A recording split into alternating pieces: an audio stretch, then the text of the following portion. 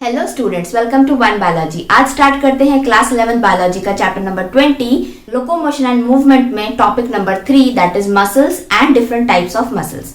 आज के इस वीडियो के अंदर हम पढ़ेंगे व्हाट इज मसल, मसल क्या होते हैं एग्जैक्टली, वो इतने इंपॉर्टेंट क्यों है और डिफरेंट टाइप्स के कौन कौन से मसल्स हैं और मसल्स की क्या स्पेशल प्रॉपर्टीज है जिसके लिए हम मसल को सेपरेट इंडिविजुअल वीडियो में पढ़ रहे हैं।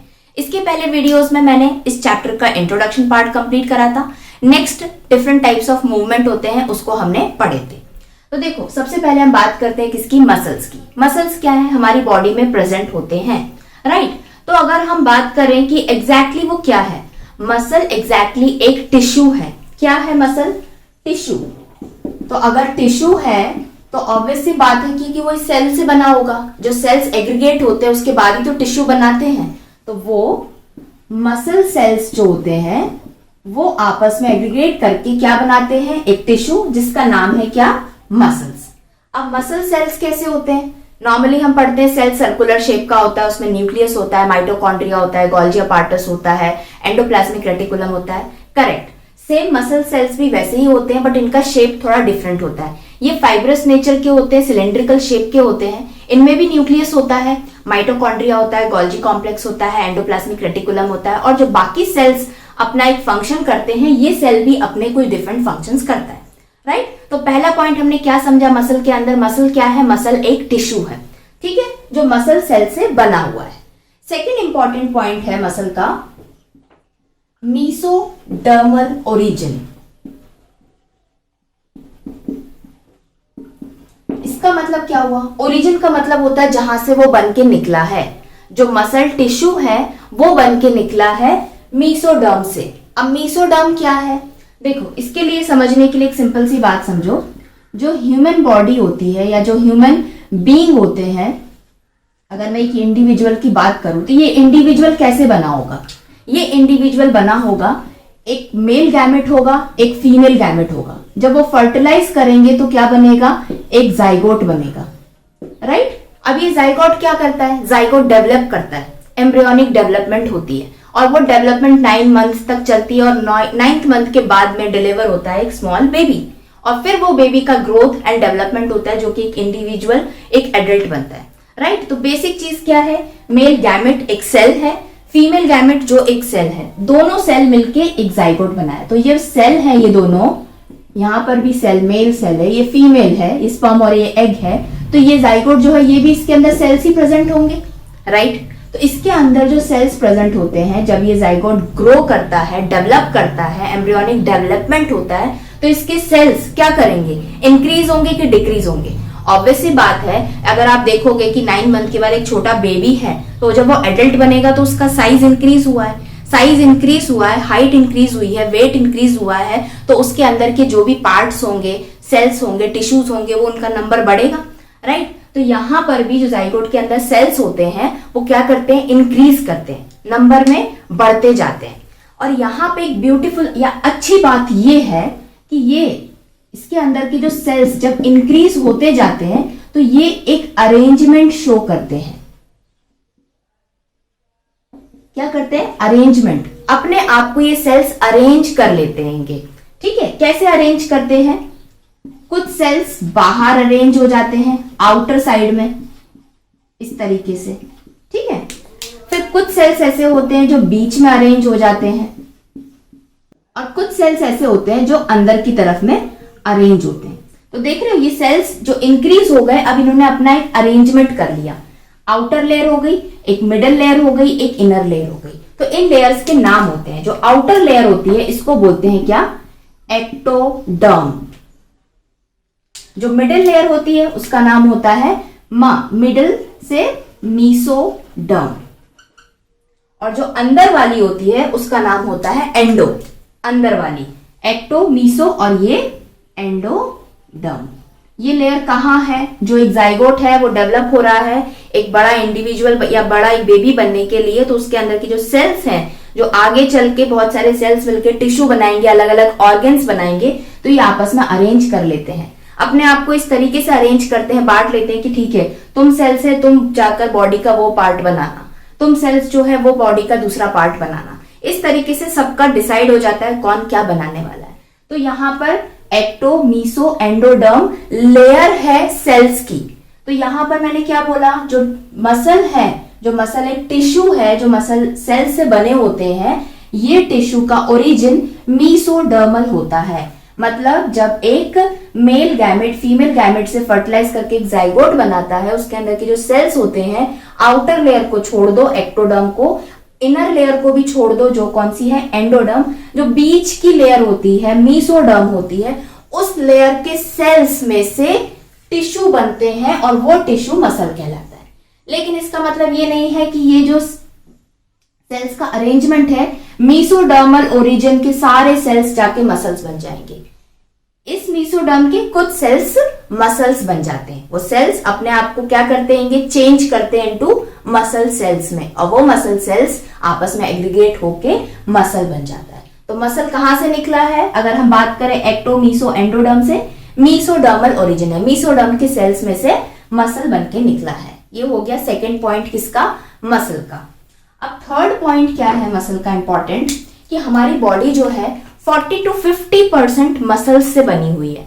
इट मीन्स अगर 100 हम मान के चलते हैं एक सिंगल नंबर, तो 50 मसल्स है तो 50 बाकी पार्ट हो गया, बोन्स हो गया। आपका जो भी वेट है, अगर आप अपनी बॉडी से पूरा मसल्स को हटा देंगे तो आपका वेट हाफ हो जाएगा। तो मसल्स इतना कंट्रीब्यूट करता है हमारी ह्यूमन की बॉडी में, राइट। तो ये हो गया क्या, थर्ड पॉइंट, कि 40 to 50%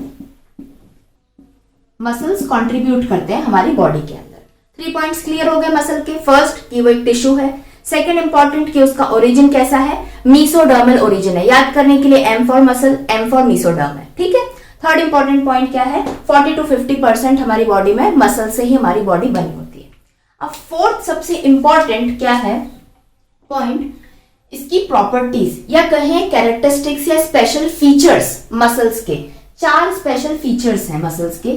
पहला है क्या, जो मसल होते हैं कॉन्ट्रैक्टाइल इन नेचर होते हैं। फर्स्ट पॉइंट, एक एक पॉइंट को समझेंगे अभी, बस इतना याद रखो। पहला क्या है, कॉन्ट्रैक्टाइल। सेकंड क्या है,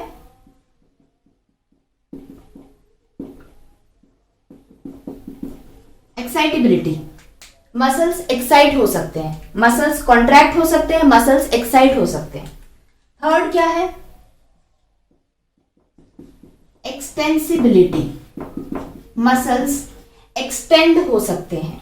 और फोर्थ फाइनल क्या है, इलास्टिसिटी, मसल जो है इलास्टिक की तरह खींच सकते हैं। अब ये कैसे समझेंगे हम एक एक पॉइंट को, बहुत ही सिंपल है। सबसे पहले हम समझते हैं कॉन्ट्रैक्टाइल नेचर ऑफ मसल। ये मसल की 4 इंपॉर्टेंट प्रॉपर्टीज है। पहला क्या, मसल कॉन्ट्रैक्ट हो सकता है। दूसरा, मसल एक्साइट हो सकता है। थर्ड, मसल एक्सटेंड हो सकता है। Fourth, muscle elastic in nature होता है, इलास्टिसिटी शो करता है। तो पहला वर्ड क्या है यहां पर, कॉन्ट्रैक्टाइल इन नेचर। अगर मसल के पास में मैं यहां पर कुछ इस तरीके से मसल बना देती हूं, ठीक है, ये क्या है, मसल्स है, मसल है, एक मसल है हमारी बॉडी का। हैंड्स का ले सकते हो, पांव का मसल, किसी का भी आप माइंड में अपने इमेजिन कर सकते हो। अगर इस मसल को ब्रेन से मैसेज मिलेगा in the form of stimulus कि आपको कॉन्ट्रैक्ट होना है, अपना साइज जो है उसको कम करना है, तो ये मसल उसको एक्सेप्ट करेगा, रिसीव करेगा। क्यों, क्योंकि ये मसल का कैसा नेचर है, कॉन्ट्रैक्टाइल, वो कॉन्ट्रैक्ट हो सकते हैं। अगर मैं बोन की बात करूं तो बोन है, बोन कॉन्ट्रैक्ट होती है, बोन कॉन्ट्रैक्ट नहीं होती है। कॉन्ट्रैक्ट होना जैसे स्पॉन्ज होता है, स्पॉन्ज को आप दबाओगे तो वो कैसे स्क्वीज थोड़ा दब जाता है। क्यों, क्योंकि उसके अंदर क्या होता है, स्पेस होती है, जगह होती, तो वो स्क्वीज हो जाता है। इसी तरीके से जो मसल्स हैं वो कॉन्ट्रैक्ट हो सकते हैं, वो सॉफ्ट होते हैं इसलिए, राइट। अब first point clear. Second point है एक्साइटेबिलिटी। एक्साइटेबिलिटी का मतलब क्या है, बहुत ही इंपॉर्टेंट है और बहुत ही सिंपल है। जो हमारा ब्रेन होता है, हमने पहले के वीडियोस में भी समझा, इस चैप्टर में जो ब्रेन हमारी बॉडी को सिग्नल देता है कोई भी फंक्शन करवाने के लिए, चाहे वो बात करना हो, कुछ लिखना हो, दौड़ना हो या कुछ भी हो। अब ये अलग अलग फंक्शन है तो हमारी बॉडी के अलग अलग पार्ट्स परफॉर्म करते हैं, राइट। अब ब्रेन ने सिग्नल दिया है तो वो एक्सेप्ट भी तो होना चाहिए। अगर वो सिग्नल एक्सेप्ट नहीं होगा तो काम नहीं बनेगा, राइट। अगर आपको कोई कुछ बोल रहा है और अगर आप अपने कानों से उस चीज को नहीं सुनोगे तो वो काम नहीं हो पाएगा। अगर आप उसको रिसीव करोगे किसी की चीज को, या कोई बोल रहा है या कोई चीज आप समझ रहे हो वीडियो से या क्लास में लेक्चरर को समझ रहे हो, अगर आप उसको रिसीव करते हो तभी आपको वो चीज समझ में आएगी। लेकिन अगर आप कान बंद करके बैठ जाओगे तो आपको वो चीज समझ में नहीं आएगी। तो ये चीज समझ रहे हो, कुछ यहाँ से कोई दे रहा है और यहाँ पे हमें रिसीव करना है। तो ये प्रॉपर्टी कैसी होती है कि रिसीव वही करता है जो इसको समझ सकता है। तो ब्रेन जो सिग्नल देता है in the form of stimulus, stimulus generate होता है कहीं पर, अगर मसल को देना है, ब्रेन को कुछ मैसेज प्रोवाइड करना है कि आपको दौड़ लगाना है, तो मसल को क्या मिलेगा, सिग्नल मिलेगा। तो अगर ये मसल बना है, इसके अंदर मसल सेल्स होते हैं, मैं यहाँ पर इस तरीके का एक मसल सेल बना देती हूँ, ठीक है। ब्रेन के पास से मैसेज आया है कि यहाँ पर मसल को कॉन्ट्रैक्ट होना है। अभी हमने पढ़ा मसल की प्रॉपर्टी होती है कॉन्ट्रैक्ट करने की, वो कॉन्ट्रैक्ट हो सकता है। अगर यहाँ पर एक्शन पोटेंशियल जनरेट होगा, मसल रिसीव करेगा सिग्नल को या स्टिमुलस को, तभी यहाँ पे कॉन्ट्रैक्शन होगा। अगर यहाँ पर वो रिसेप्टर्स नहीं होंगे रिसीव करने के लिए, तो ये मसल कॉन्ट्रैक्ट नहीं करेगा। फिर ब्रेन कितना भी बोलता रहे कॉन्ट्रैक्ट करो या सिग्नल्स भेजता रहेगा वो in the form of small chemicals, कैसे छोटे छोटे केमिकल्स। अब यहाँ पे रिसेप्टर ही नहीं है तो मसल को कैसे पता चलेगा कि वो जो केमिकल आया वो क्या बोलना चाह रहे हैं। तो एक्साइटेबिलिटी का मतलब होता है एक्शन पोटेंशियल जनरेट होना। Action potential in the form of ions, plus minus, ये आगे हम डिटेल में समझेंगे आगे और भी चैप्टर्स में, यहाँ पे पढ़ना इतना डिटेल में जरूरी नहीं है। यहाँ मेम्ब्रेन के ऊपर प्लस माइनस चार्जेस आ जाते हैं। आने के बाद में अगर वो रिसीव कर सकते हैं, अगर ये चार्जेस प्रेजेंट हैं, एक्साइट हो रहा है, तो वो चीज को रिसीव कर सकता है। या सिंपल वे में बात करें, एक्साइटेबिलिटी का मतलब होता है जो मसल के सेल होते हैं, मसल्स पूरा एक टिश्यू है, उसके अंदर की जो सेल होते हैं, वो सेल की मेम्ब्रेन पे एक्साइटेबिलिटी हो सकती है, वो सिग्नल्स को बहुत इजीली रिसीव कर सकता है, इसीलिए मसल का कॉन्ट्रैक्शन भी हो सकता है। थर्ड पॉइंट क्या है, एक्सटेंसिबिलिटी। मसल्स को एक्सटेंड किया जा सकता है, उनमें थोड़ा सा खिंचाव पैदा किया जा सकता है। जब हम नॉर्मल वे में रहते हैं तो हमारी बॉडी में कोई दर्द नहीं होता, लेकिन अगर हम ज्यादा दौड़ लगा लेते हैं या दिवाली पे बहुत ज्यादा सफाई कर लेते हैं तो हमारे बॉडी के कुछ पार्ट्स हैं, आप नोटिस करोगे वो ज्यादा दर्द करते हैं। पाँव, घुटने के नीचे पीछे काफ होता है, वो ज्यादा दर्द करेगा। अगर आपने हाथ से बहुत ज्यादा कुछ ऊपर की सफाई करी है तो आपका ये वाला पोर्शन दर्द करेगा। क्यों? क्योंकि जो आपके मसल्स थे वो खिंच गए हैं। या कभी कभी अगर आप विदाउट शूज दौड़ लगाते हो, आपकी हैबिट नहीं है, आपको स्प्रेन आ जाता है या पाँव में एकदम से कुछ हो जाता है, ज्यादा दर्द होता है, तो क्या बोलते हैं, कुछ मसल्स खिंच गए हैं हमारे, एक्सटेंड हो गए, तो उसकी प्रॉपर्टी होगी तभी तो वो खिंच सकता है। बोन्स का भी सुना है कि बोन्स खिंच गई है या छोटी हो गई है? नहीं, बोन या तो टूटती है या उसमें क्रैक आता है, राइट। तो ये मसल्स कैसे, सॉफ्ट नेचर होता है, टिश्यू है।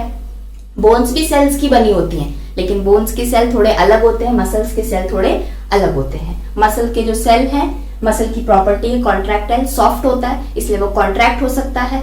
कॉन्ट्रैक्ट हो सकता है तो वो एक्सटेंड भी हो सकता है, एक्सटेंसिबिलिटी। फोर्थ है इलास्टिसिटी।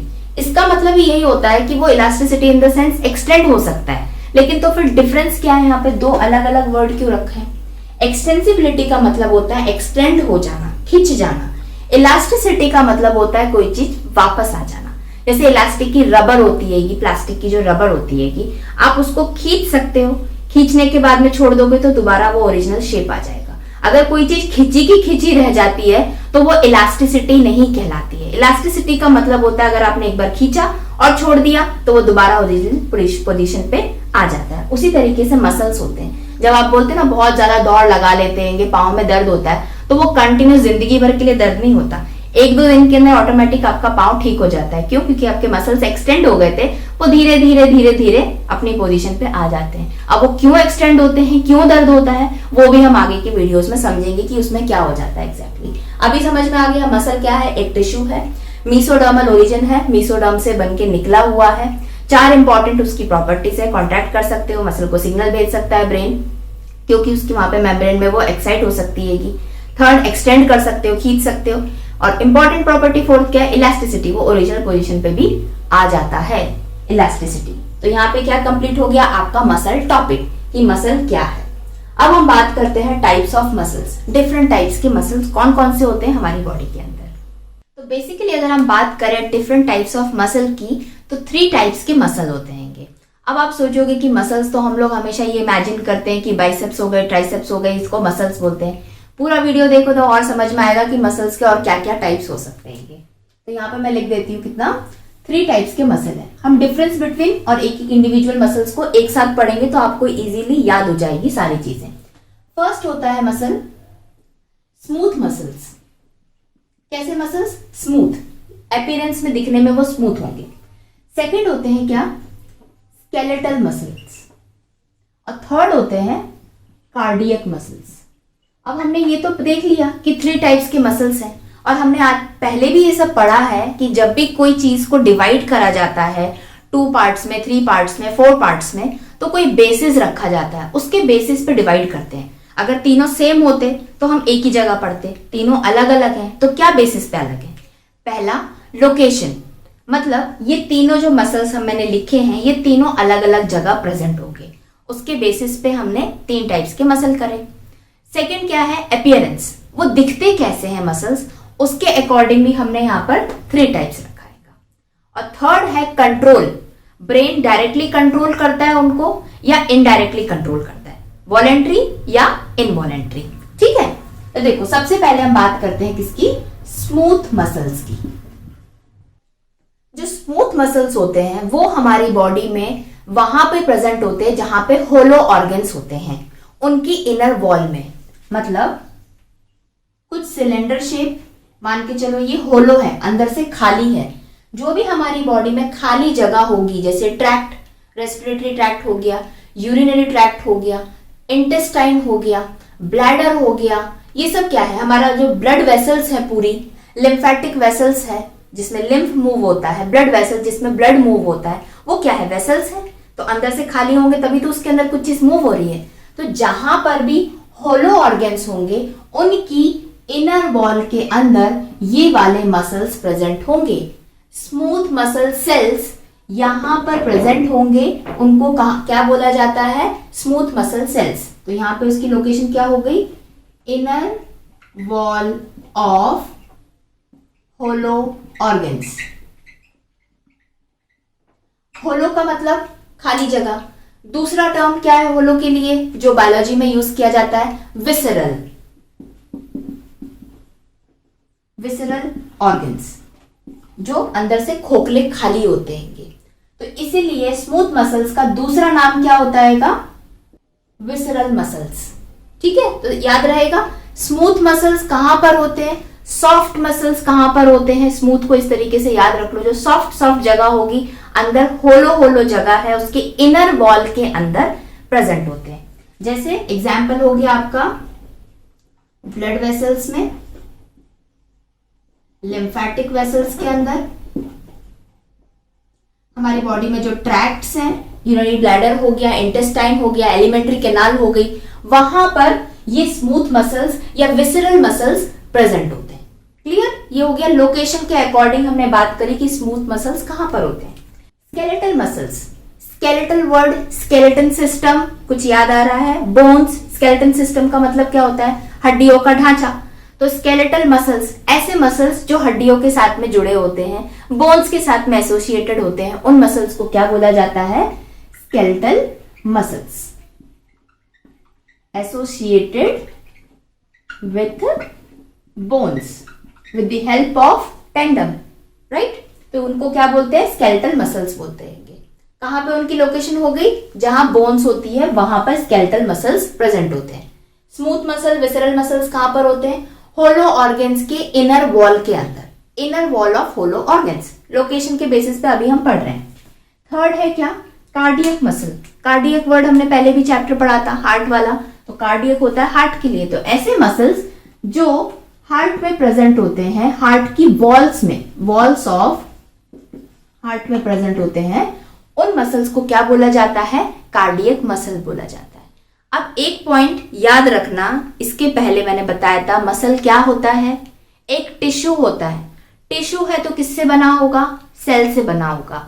तो यहां पर ये वाला पॉइंट कैसे याद रखोगे? जो कार्डियक मसल्स हैं जो हार्ट में प्रेजेंट होते हैं, तो वो कार्डियक मसल सेल से बने होंगे। तो कार्डियक का मसल सेल अलग होगा, स्केलेटल मसल का सेल अलग होगा, स्मूथ मसल का सेल अलग होगा, स्ट्रक्चर भी अलग होगा और उसकी कुछ कुछ प्रॉपर्टीज भी अलग होगी। क्लियर हो गया यहाँ तक? 3 वर्ड हमने पढ़े, smooth muscle, skeletal muscle, cardiac muscle. याद नहीं हो रहा है तो ऐसे याद करो, ह्यूमन की बॉडी है, हम ऊपर से नीचे की तरफ चल रहे हैं, पहले हार्ट आया, हार्ट में जो मसल्स है वो कार्डियक मसल है, राइट। हार्ट के बाजू में एलिमेंट्री कैनाल है, ठीक है, इंटेस्टाइन भी है, होलो ऑर्गन्स प्रेजेंट है, जितने भी बॉडी में हो, ब्लड वेसल्स है, पूरा ब्लड मूव हो रहा है, लिम्फेटिक वेसल्स है, उन वेसल्स की इनर वॉल में यहाँ वॉल में, यहाँ पर इनर वॉल के अंदर कौन से मसल प्रेजेंट है? स्मूथ मसल्स या विसरल मसल्स प्रेजेंट है। थर्ड कैसे याद करोगे? पूरी हड्डियां हमारी जो बोन्स हैं उसके साथ में जो मसल्स अटैच होंगे उन मसल को स्केलेटल मसल्स कहते हैं। क्लियर हो गया यहाँ तक? अब बात करते हैं कंट्रोल, मतलब जो ब्रेन है, तीनों की एक्टिविटी तो ब्रेन ही करवाएगा, ये तो हमने पहले ही समझ लिया। हमारी पूरी बॉडी के अंदर कोई भी ऐसा काम नहीं है जो विदाउट ब्रेन की परमिशन से होता ना हो करके, ठीक है। तो जो 3 मसल्स हैं, तीनों को ब्रेन कैसे कंट्रोल करता है, डायरेक्टली या इनडायरेक्टली? तो पहला यहाँ पे हम देखते हैं, जो स्मूथ मसल होता है, जो मसल्स हमारी inner wall of hollow organs में प्रेजेंट होते हैं, इनका जो एक्शन है वो इनवॉलेंट्री इन नेचर होता है। इनवॉलेंट्री मतलब ब्रेन डायरेक्टली उसको यहां पर कंट्रोल नहीं करता। दूसरा इंपॉर्टेंट पॉइंट इनवॉलेंट्री का क्या बताया था मैंने? हमें या मुझे या आपको नहीं पता होता ये स्मूथ मसल्स अपना काम कर रहे हैं बॉडी में। कैसे? देखो, आपकी बॉडी में ब्लड है, ब्लड वेसल्स में मूव हो रहा है, क्या आपको पता है कि वो ब्लड मूव हो रहा है? आप कॉन्शियस हो क्या? लेकिन वो एक्शन हो रहा है, वो एक्शन ब्रेन करवा रहा है, इनवॉलेंट्री चीजें वो चलती रहती हैं, ठीक है। उसी तरीके से लिम्फेटिक वेसल के अंदर लिम्फ है, हम खाना खाते हैं या हमारा इंटेस्टाइन है, उसके डाइजेशन के बाद में खाना जाता है, वहां पे बहुत सारे प्रोसेस होते हैं, मूवमेंट होता है, हमें पता चलता है क्या? कॉन्शियस होते हैं हम क्या? नहीं। तो इनवॉलेंट्री काम तो होता है, ब्रेन करवाता है, लेकिन सेंट्रल नर्वस सिस्टम ब्रेन का नहीं करवाता, उसको दूसरा काम दे दिया जाता है। भाई दूसरा वाला जो ब्रेन है, एक ही ब्रेन है, उसके 2 पार्ट में हम पढ़ते हैं, सेंट्रल और पेरिफेरल नर्वस सिस्टम, वो काम करवाता है। तो ये काम हो रहा है, इनवॉलेंट्री काम करता है कौन? स्मूथ मसल्स, क्योंकि हमारी बॉडी के अंदर है, बॉडी के अंदर क्या चल रहा है क्या पता होता है, जब बीमारी निकलती तब पता चलता है टेस्ट करवाने के बाद, राइट। अब सेकेंड पॉइंट यहाँ पर स्केलेटल मसल के अंदर, स्केलेटल मसल्स जो होते हैं वॉलेंट्री एक्शन शो करते हैं। ब्रेन डायरेक्टली बोलता है इसको कि आपको ये कॉन्ट्रैक्शन करना है। मसल का काम क्या है? कॉन्ट्रैक्टाइल प्रॉपर्टी है, मसल्स कॉन्ट्रैक्ट कर सकते हैं, एक्सटेंड कर सकते हैं, ठीक है, दोबारा से इलास्टिसिटी नेचर होता है, कर सकते हैं, ब्रेन उनको बोलता है। और हमें पता चलता है कि हमारे पाँव में दर्द हो रहा है, एक्सटेंड हो गए हैं, अब वो धीरे धीरे अपनी ओरिजिनल पोजीशन पे आ रहे हैं। तो इसके एक्शंस कैसे होते हैं? Voluntary in nature, right. Third है क्या? कार्डियक। कार्डियक भी आपको क्या पता चलता है? आपका हार्ट बीट हो रहा है, अंदर की वॉल्स हिल रही है कि नहीं कर रही है, पंप हो रहा है कि नहीं हो रहेगा, नहीं पता चलता है, लेकिन काम तो होता है, राइट, और ब्रेन करवाता रहता है। तो ये भी कैसा हो गया? इनवॉलेंट्री। इस तरीके से याद कर लो, सब इनवॉलेंट्री है, लेकिन जो स्केलेटल मसल्स है, जो बोन्स के साथ में जुड़े हैं मसल्स, वो वॉलेंट्री काम करते हैं, ठीक है। इनवॉलेंट्री, वॉलेंट्री और इनवॉलेंट्री। अभी तक हमने क्या 2 पॉइंट समझ लिए? लोकेशन वाइज 3 टाइप्स के मसल देख लिए, स्मूथ विसरल मसल हो गया, यहाँ पे स्केलेटल, थर्ड कार्डियक मसल हो गया। सेकंड क्या देखा? कंट्रोल ब्रेन कैसे कर रहा है, इनवॉलेंट्री, इनवॉलेंट्री, स्केलेटल ओनली कैसा है, वॉलेंट्री इसका एक्शन रहेगा, राइट। अब हम देखते हैं क्या थर्ड पॉइंट। थर्ड पॉइंट ये है कि ये मसल्स कैसे दिखते हैं, अपीयरेंस कैसा है इसका। जो स्मूथ मसल्स के सेल होते हैं, स्मूथ मसल एक टिश्यू हो गया, जो स्मूथ मसल्स के सेल होते हैं वो कुछ इस टाइप के होते हैं, ऐसा आई शेप मान के चलो, ठीक है। टेपर्ड एंड बोलते हैं इसको, कैसे? यहाँ पे ये ऐसी चोंच से निकली हुई है, टेपर्ड एंड होते हैं। न्यूक्लियस प्रेजेंट होता है, सिंगल 1 न्यूक्लियस प्रेजेंट होता है, ठीक है। तो ये हो गया कैसा? स्मूथ मसल सेल का शेप। इसमें के सेल्स बहुत सारे ज्वाइन हो जाते हैं तो स्मूथ मसल बन जाता है, और ये मसल फिर कहाँ पे? होलो ऑर्गन्स के अंदर प्रेजेंट होते हैं। आई बात समझ में? कुछ इमेजिन करके आप समझ रहे हो इस चीज को। अब दूसरा इंपॉर्टेंट पॉइंट ये है कि इस सेल के ऊपर, स्मूथ मसल सेल के ऊपर कोई भी स्ट्राइएशंस नहीं होते हैं, लाइनिंग नहीं होती है। स्ट्राइएशंस का मतलब क्या होता है? लाइन, इस तरीके से लाइन होना, जैसे जीब्रा के ऊपर लाइन होती है ना, जीब्रा पे लाइन होती है, डोंकी पे नहीं होती है ना। तो इसी तरीके से जो ये स्मूथ मसल सेल्स है इसके ऊपर स्ट्राइएशंस लाइंस नहीं होती है। इस वजह से इस मसल का थर्ड नेम होता है क्या? Non striated muscles. ऐसे मसल्स जिनके सेल्स के ऊपर कोई भी स्ट्राइएशंस नहीं होते हैं। ठीक है, स्मूथ इसीलिए नाम रखा गया क्योंकि ये कैसा है? स्मूथ है। अगर इस पे लाइन होती तो ये स्मूथ नहीं होता। तो ये दोनों पॉइंट तो इजीली याद रहेंगे। स्मूथ है तभी तो नॉन स्ट्राइएटेड है, स्मूथ है तो उस पे लाइन नहीं है तो नॉन वर्ड आएगा, नॉन स्ट्राइएटेड। सेकेंड बात करते हैं स्केलेटल मसल की। ये जो मसल्स होते हैं इसका शेप जो है वो फाइब्रस इन नेचर होता है, सिलेंड्रिकल शेप के होते हैं और इसके अंदर बहुत सारे न्यूक्लियस होते हैं। इट मीन्स ये कैसा है? Multi nucleated. ये कैसा था? Single nucleated smooth. ये कैसा है? मल्टी न्यूक्लिएटेड, बहुत सारे इसके अंदर न्यूक्लियस होते हैं।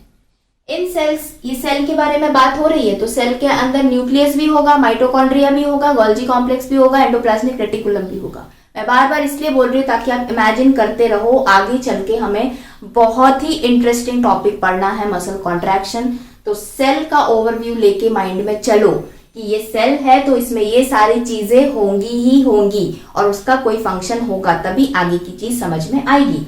तो स्केलेटल मसल का जो सेल होता है वो सिलेंड्रिकल शेप का होता है, मल्टी न्यूक्लिएटेड होता है और इसके ऊपर क्या होती है? स्ट्राइएशंस होती है। क्या होती है? ये इस तरीके से स्ट्राइएशंस होती है। इसीलिए इसका दूसरा नाम क्या होता है? Striated muscles. ऐसे मसल्स जिनके ऊपर स्ट्राइएशंस है, लाइंस है। क्लियर? अब यहां के बारे में बात करते हैं। कार्डियक मसल्स कैसे होते हैं? ये ब्रांच्ड मसल सेल होते हैं। कार्डियक मसल्स के जो सेल होते हैं वो ब्रांच्ड इन नेचर होते हैं। वो इस तरीके से छोटे छोटे सिंगल सिंगल नहीं होते हैं, वो इस तरीके से लंबे लंबे फाइब्रस सिलेंड्रिकल शेप के होते हैं। आप इस तरीके से समझ सकते हो। ये उधर जा रहा है, ये इधर आ गया, फिर यहां से ऐसा ऐसा लंबे लंबे से सेल्स होते हैं किसके? कार्डियक सेल्स के। इसके अंदर 1, 2, 3, 2 to 3 न्यूक्लियस इसके अंदर प्रेजेंट रहते हैं, राइट? इसके अंदर प्रेजेंट होती है क्या? स्ट्राइएशंस। यस, इसके अंदर भी स्ट्राइएशंस प्रेजेंट होती हैं। तो ये वाले मसल्स, कार्डियक मसल्स भी कैसे होते हैं? स्ट्राइएटेड मसल्स होते हैं।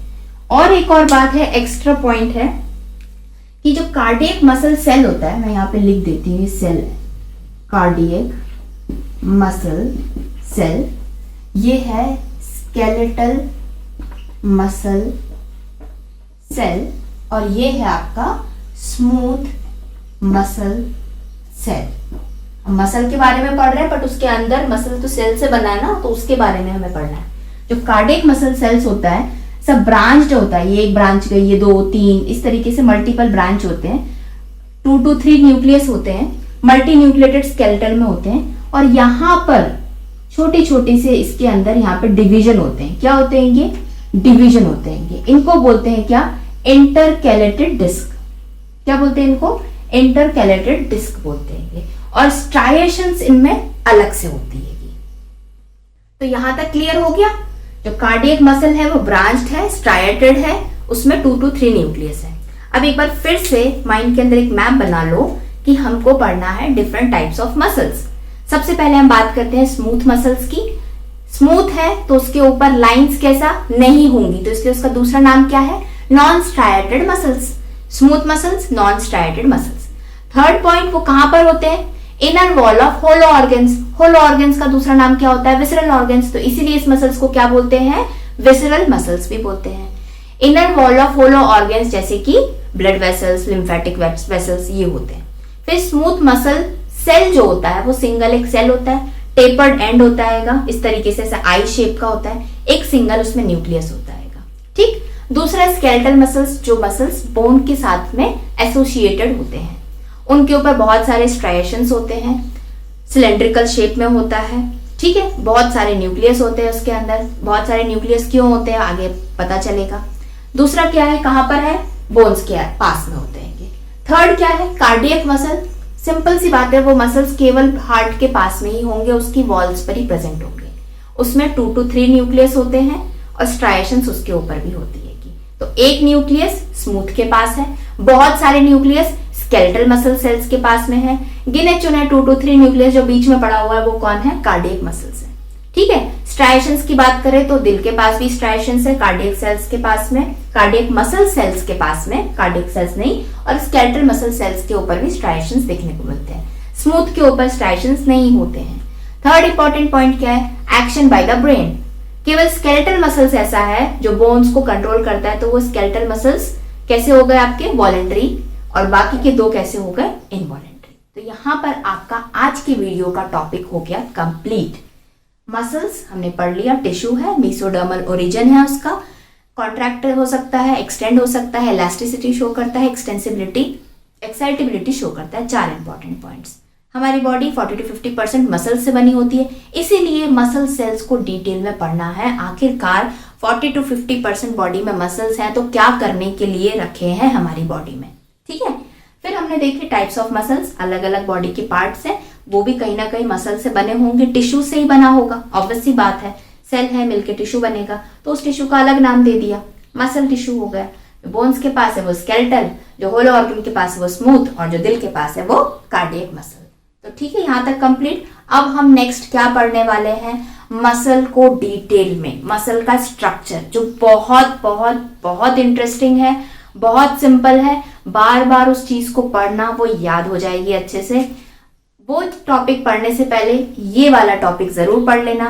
डायरेक्टली अगर मसल को पढ़ेंगे तो समझ में नहीं आएगा। इतना दिमाग में रखना कि बॉडी है, बॉडी में बोन्स हैं, मसल्स हैं, मसल एक टिश्यू है, टिश्यू सेल से बना है, उसी मसल, टिश्यू और सेल को डिटेल स्ट्रक्चर में पढ़ना है। क्यों पढ़ना है? क्योंकि मसल की प्रॉपर्टी है कॉन्ट्रैक्ट करने की, तो मसल के अंदर का सेल का कौन सा पार्ट कॉन्ट्रैक्ट करता है, जिसके वजह से हमारे चैप्टर का जो नाम है लोकोमोशन और मूवमेंट का प्रोसेस हो जाता है।